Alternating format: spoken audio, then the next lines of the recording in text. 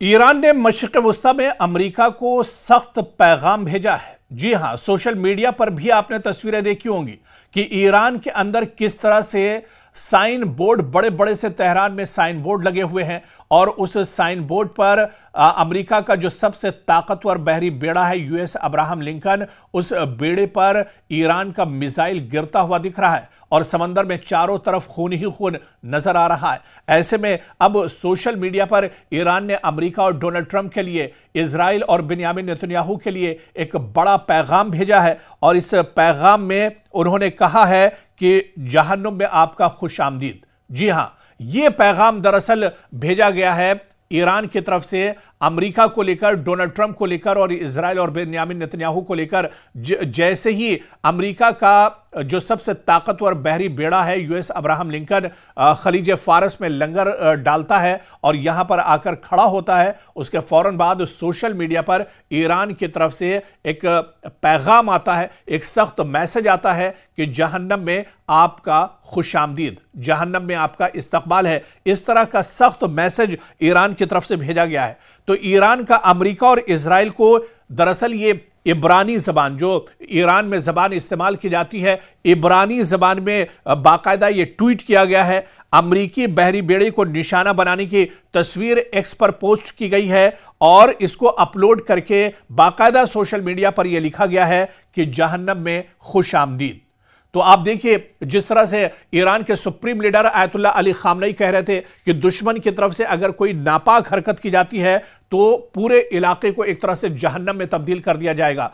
Israel का जो पूरा इलाका है इसे एक तरह से जहन्नम बना दिया जाएगा। यहां पर जहन्नम से मुराद यह है कि दुश्मन को बहुत सख्त जवाब दिया जाएगा, ईंट का जवाब पत्थर से दिया जाएगा और दुश्मन के दांत खट्टे कर दिए जाएंगे, क्योंकि अब आज का ईरान पहले वाला ईरान नहीं है। हालांकि आप देखिए 1979 की जब ईरान की बात होती है उस वक्त भी जिमी कार्टर जो अमेरिका के प्रेसिडेंट थे, उन्हें किस तरह से परेशानियों का सामना करना पड़ा था। और उस वक्त जब ईरान के पार्लियामेंट पर हमला किया गया था, ईरान पर अचानक अमेरिका की तरफ से अटैक किया गया था, उस वक्त भी ईरान ने बहुत सख्त जवाब दिया था। लेकिन ईरान का कहना है कि अब ये 79 और 80 वाला, 80 के दौर वाला ईरान नहीं है, बल्कि आज ईरान हाइपरसोनिक मिसाइल से लैस है। आज ईरान के पास लेटेस्ट ड्रोन है। आज ईरान के साथ रूस और चीन जैसी ताकत खड़ी है और सबसे बढ़कर ईरान के supreme leader Ayatollah Ali Khamenei ने कहा कि उनके पास ईमान की ताकत है। आज मुस्लिम ममालिक उनके साथ हैं, मशरिक़ वस्ता में यमन जैसा साथी उनके साथ है। तो ऐसे में अगर दुश्मन कोई नापाक हरकत करता है या अमेरिका की तरफ से कोई एक्शन लिया जाता है तो फिर पूरे इस इलाके को एक तरह से जहन्नम में तब्दील कर दिया जाएगा और जो नापाक इरादे हैं अमेरिका और इजराइल के, उन्हें एक तरह से सबक सिखाया जाएगा।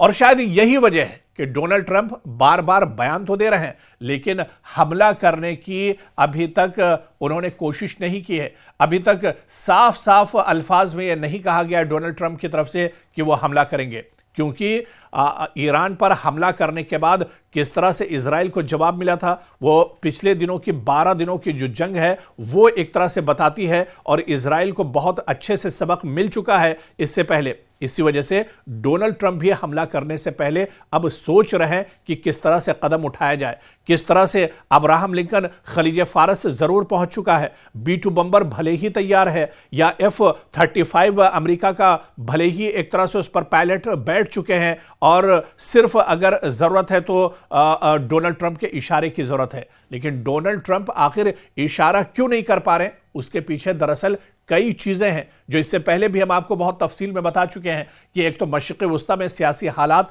बहुत हद तक बदल चुके हैं। आलमी मंजरनामे पर नजर दौड़ाएं तो यहां पर भी हालात बदले हुए हैं। रूस ने सीधे सीधे, पुतिन ने कह दिया है कि अमेरिका पर अगर बिला वजह अमेरिका हमला करता है तो फिर वो इस पर सोचने पर मजबूर होंगे। चीन लगातार ईरान की मदद कर रहा है और चीन ने भी कहा है कि अगर ईरान पर हमला होता है तो फिर इस पर एक तरह से गौर करना पड़ेगा इन हालात पर।